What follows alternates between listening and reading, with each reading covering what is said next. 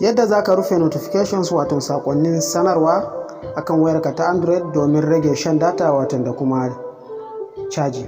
Assalamu alaikum wa rahmatullahi ta'ala wa barakatuh. Barkamu da warhaka kuma barkamu da sake saduwa da ku a wannan channel ta mai albarka na Mai Rimas TV.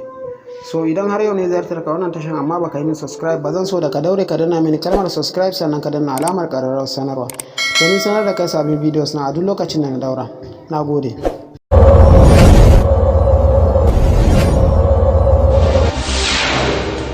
Bidiyon mu na yau dai zai magana ne watan akan yadda za ka yi watan ka rufe sakonnin notifications watan wayanda suke shigowa wayarka a yayin da ka bude datar ka. So za ka ga sakonni suna shigowa daban-daban irin na Facebook, na Instagram, na Twitter, WhatsApp da kuma sauransu. So wannan shigan sakonnin wato yana shan caji da kuma watan data.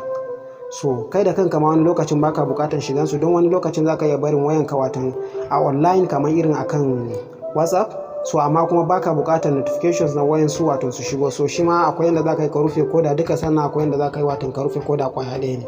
So yadda zaka yi kawai shine wato zaka shiga kan setting na wayarka kamar yadda kake gani.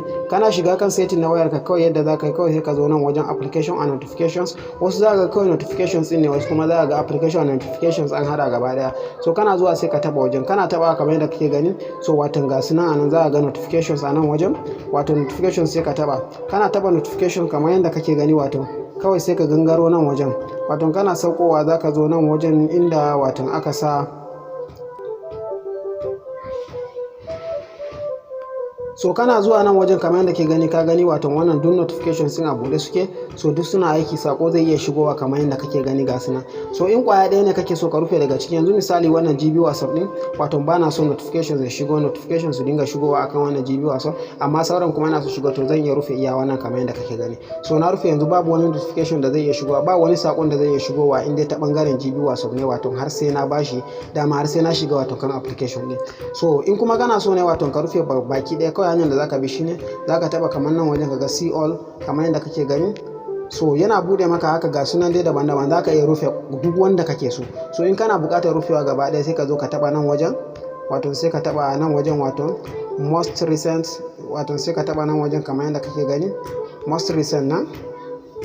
So kana taba wato wajen kamar yadda kake gani sai ka ce turn off.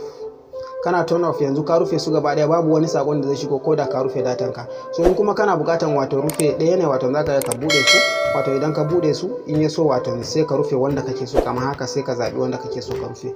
Wannan shine wato hanyar da zaka yi, hakan zai iya rage maka shan data da kuma caji ta hanya mai sauki. So wannan shine takaitaccen bidiyo namu.